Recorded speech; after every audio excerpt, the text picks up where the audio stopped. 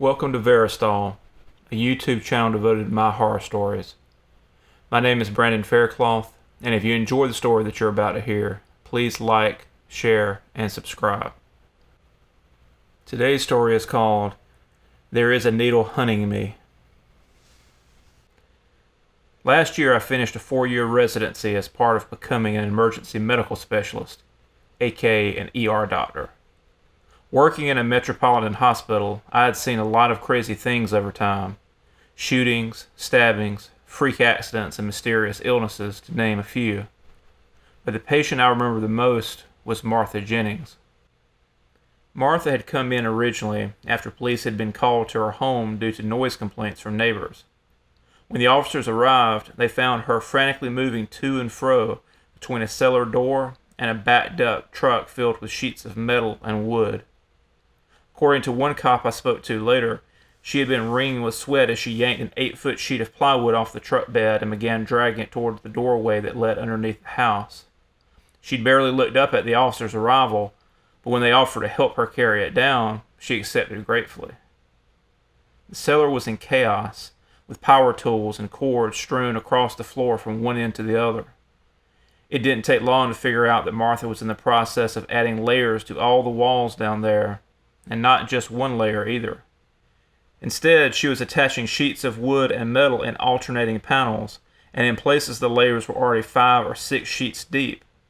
When the cop casually asked her what kind of project she was working on down there, she had blinked several times before answering, her voice quiet and wavering in between pants of exertion as she propped the latest board against the wall. "I'm making the walls thicker, so it's safe down here when it comes for me." They naturally followed up with more questions, which led to her being brought in for examination. She was brought to the ER first due to concerns that her confusion might be caused by either dehydration, heat stroke, or some kind of bad reaction to medicine. We pulled blood and I did an initial exam right after she arrived, but I wasn't noting anything other than her being slightly underweight and looking exhausted. That and her being really pissed off. "You can't keep me here. You have no right. I haven't committed any crime, have I?" I smiled at her then, both because I wanted to reassure her and because I thought it was a fair question. I knew they had brought her in because she was being disorderly, but I honestly figured they did it more because they were worried about her and the things that she was saying. At the time, all I knew was that she had supposedly been acting crazy and talking out of her head. But looking at her now, fuming but clear-eyed, it's hard to imagine it. "No, I don't think you did anything wrong. But, well, I think they were scared something was wrong. That maybe you were sick or you weren't feeling yourself. Do you remember talking to the officers that brought you here?" She rolled her eyes. "Yes, I'm not crazy, or if I am, I'm not senile at least." I laughed. "No one said you were. But do you mind telling me what you talked to them about? It may just be some kind of misunderstanding." She sighed. "Look, I was having a bad day. I ran my mouth and they took me for being serious. It was all just a bad joke that got out of hand." She looked down at the wrist cuffs that secured her to the bed. "Can you take these off? They're itchy and I promise you don't need them." Nodding, I unbuckled them as we talked. "So it was a bad joke. Tell me about it. What did you tell them?" Rubbing her freed wrist, she scowled. I am renovating the basement of my house. My husband died a few months ago and I've been trying to keep busy ever since. I guess I was making too much noise and one of my stupid neighbors complained. I was mad because they called the cops, so I made up this silly story just to mess with them. That's all there is to it." She glanced around. "So can I get my clothes back? I'm ready to go now." I shook my head slightly. "Miss Jennings." "Call me Martha, please. I'm not that old." "Martha, I can't make the call to release you.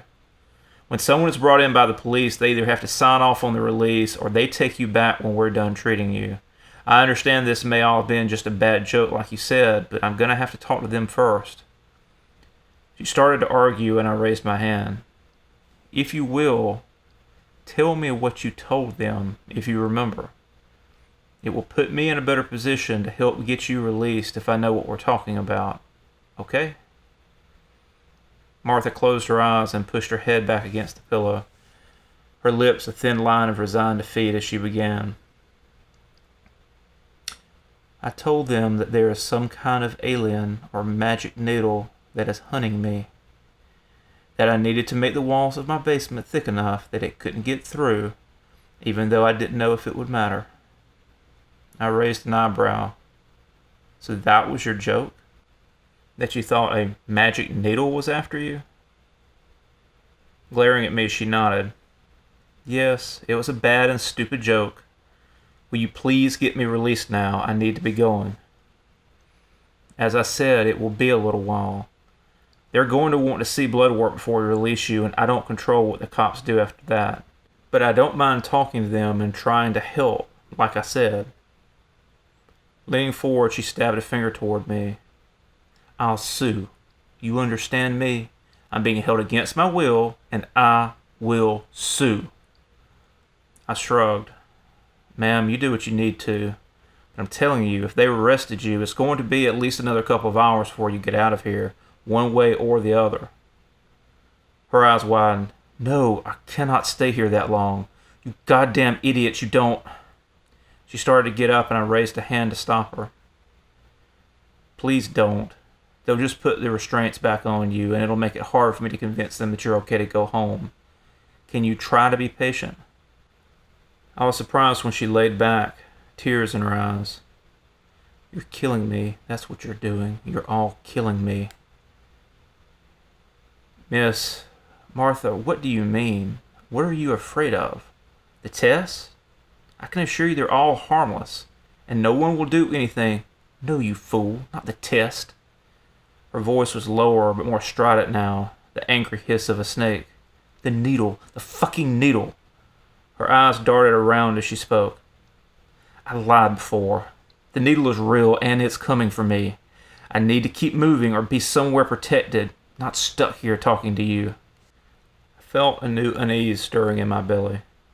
She wasn't joking now, and I didn't think she was lying either, which meant she was crazy after all. I almost went and got help right then, but I wanted to know more. Maybe she could tell me something that could help before they took her away for the 72-hour psych observation. As I could see now, that's the direction this was all heading. Martha, will you tell me what you're talking about? The truth? That's the only way I can help.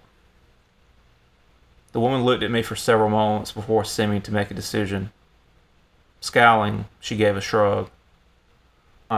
It won't make you think I'm any more crazy than you already do, and apparently I have at least a little bit of time to kill. But for the record, this is all a joke. I do not consent to my restraints, and if I'm not released in the next few minutes, you can expect a lawsuit. These words lacked the same energy and conviction that had crackled off of her just moments before. In fact, as I watched, she seemed to be deflating, her fear and panic being replaced with a dull gray sheen of resignation that was somehow worse. I was going to ask if she was okay, but she had already begun. My husband wasn't a bad man. A bit boring and clueless, yes. And too in love with his work to be sure, but not a mean bone in his body. He was passionate about his work. It was all molecular chemistry and metallurgy and, it was interesting to him and the paint on the wall. But it paid well enough, especially when he got hired by a hush-hush outfit to work on some secret project. When he first went to work there, I tried getting some details out of him, but he wouldn't budge. Too much work integrity, you see. They said don't tell anything, so we didn't. That's how I knew how bad things were when he came home 6 months ago, pale and shaking. It wasn't his constant nervous glances. He'd been acting more jittery for a few weeks, and I'd assumed it was either work stress or because he knew our marriage was heading towards the edge of something that might interrupt the orderly existence he'd crafted for himself over the last 10 years. It wasn't even the fact that he poured himself a drink as soon as he walked in, despite the fact that he never drank more than once or twice a year. It was the fact that he was talking to me, telling me things. Things I knew he wasn't supposed to be telling. Him breaking one of their precious rules scared the shit out of me. He said for the last 3 years he'd been part of Project Arcadia, a long-term, multidisciplinary study of several objects provided to the group he worked for. When I asked if it was the government, he just laughed and shook his head. Said I watched too many movies and was thinking too small. But that it didn't matter. What mattered was what had happened 2 weeks earlier. What had happened 2 hours before he came home to me, terrified and shaking. And it all came down to the thing that his team had been working with for the past year. They called it the needle, 2 inches long and the width of 5 human hairs. It was a straight line of metal that defied any kind of explanation. For one thing, the metal seemed indestructible. They couldn't even scrape it for a sample, and the tests they could run came back with results that made little sense and gave fewer answers. Second, it appeared to be solid and made of one piece, but all attempts at internal imaging had failed, so they couldn't say for sure. Third, and this is when I started thinking he was crazy, the needle floated. Just floated on its own like a balloon, though it never raised or lowered itself more than about 4 feet off the ground unless pushed. If you did push it, it would drift away like a floating bar of soap before slowly creeping back to its original spot. I asked him then, kind of making fun if I'm honest, if it was from an alien ship or something. He hadn't laughed, but only shook his head slowly. Said he didn't know. They were only told to learn what they could about how it worked. But, he'd added warily, one of his partners had said it had come from some kind of benefactor. That the guy had worked on other objects before, and they were all different and all strange. One had been some kind of mask. Another was a tissue sample from a tree or something. For a long time he enjoyed working with the needle. They made very little progress, but the chance to work with something so unique was exciting. He started staying longer and longer hours in the hopes of making some kind of breakthrough. He didn't say it, but I think he was afraid he'd be kicked off the project if they didn't get results. Joke was on him, wasn't it? Fuck, that's petty. He didn't know. I don't guess any of them did, but where was I? 2 weeks before my husband told me all this, they were doing a round of what he called behavioral test on the damn thing, because they had figured out it had some kind of computer in it or something because of how it acted. It was fine with being moved around to wherever, but it wanted to stay at the same height above the ground. They constructed big vertical mazes and it would navigate them. According to Reese, that was my husband, it was just like watching a smart rat after it had memorized a path. They had this fucking thing, and they were just playing with it like it was a shiny toy. Except one day, when one of his lab buddies, Becker, was pushing the needle into the maze opening, his hand slipped, and the needle pricked his finger. Reese said it never should have happened. They had protocols for handling the thing, but they had gotten used to it, which made them careless and sloppy. For a few seconds they were just laughing nervously as Becker sucked his bloody finger. Then they heard a terrible screeching sound as the needle pushed its way out of the maze, shot through a nearby wall, and disappeared.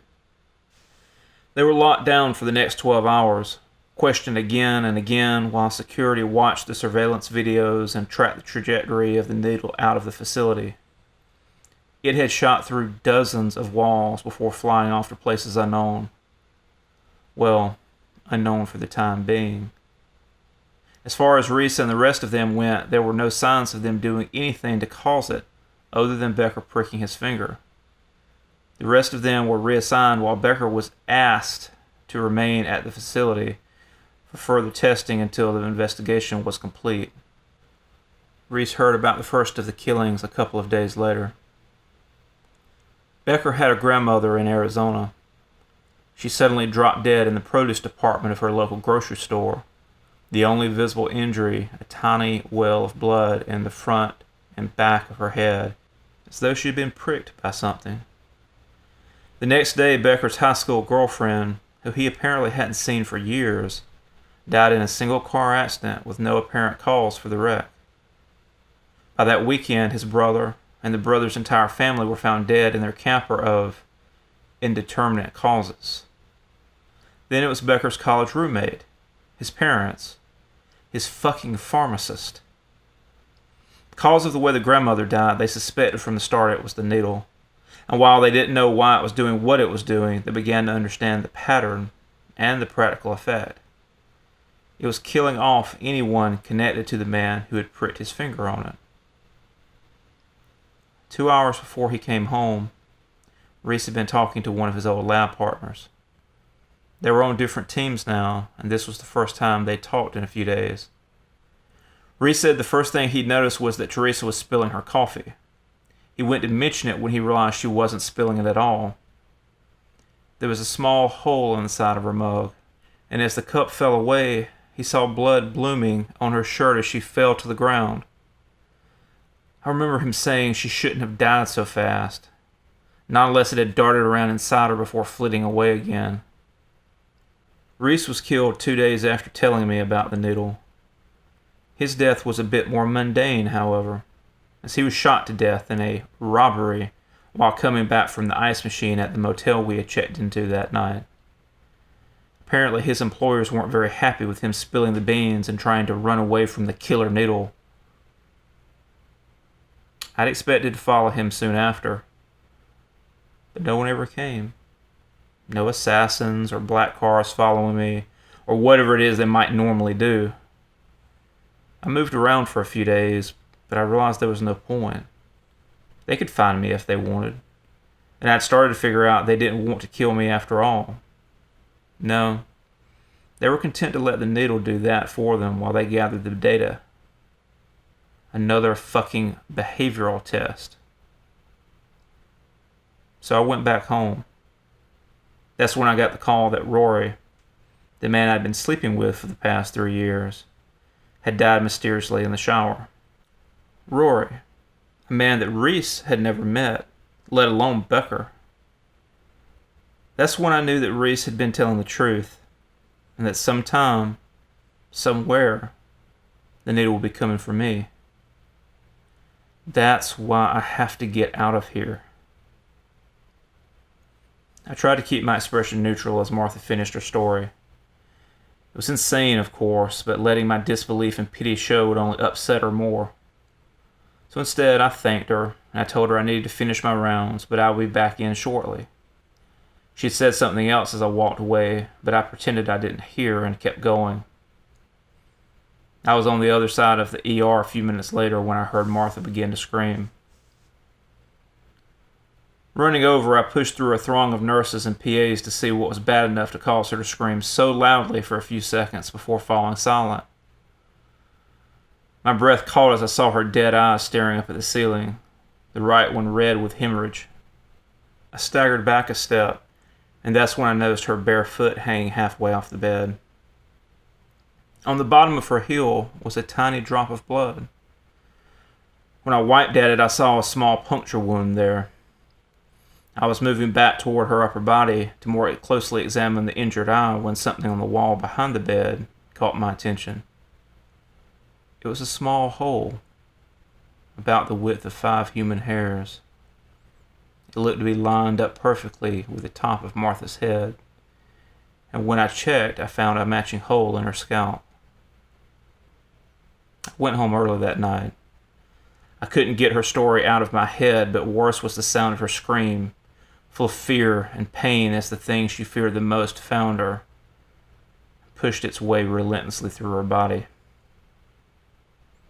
I checked later, and there was no autopsy. No record of who claimed the body or where it went. It didn't matter. I suspected I knew exactly who had taken it.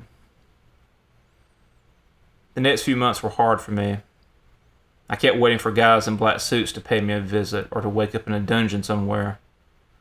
I kept my head down, finished my residency, and moved to the other side of the country. When I started my new job, I didn't take more than a day off for the first 6 months, and it was only this weekend that I actually got away with a girl I'd been seeing.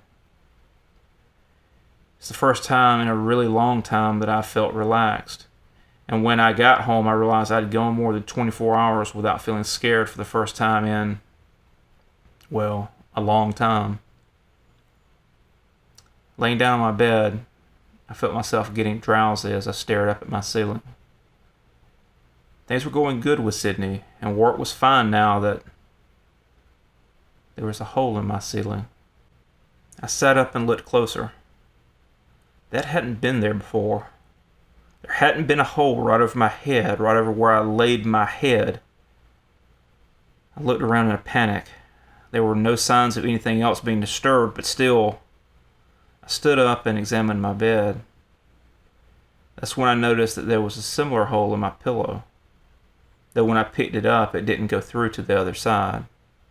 As though it realized I wasn't there, or was letting me know it had been. Shaking, I grabbed my suitcase again.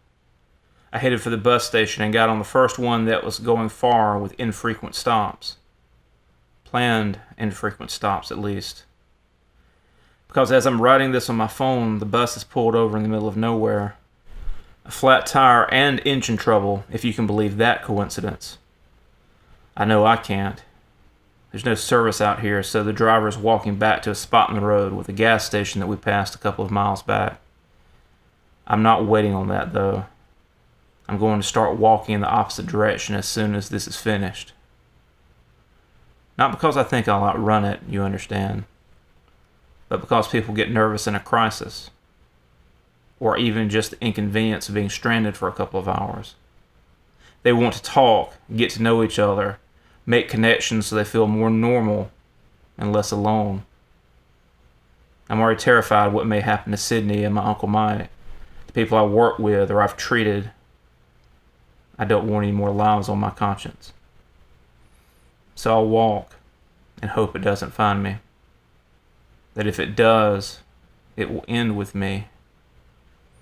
That if it's coming for me, I hope it's soon. Because I still remember the last thing Martha said to me as I walked away, pretending I didn't hear. The worst thing isn't that it's coming, you see. It's not knowing when or why. That it's out there, taking its time, maybe enjoying itself. Enjoying thinking about when it catches you. When it catches you and pushes a hole right through.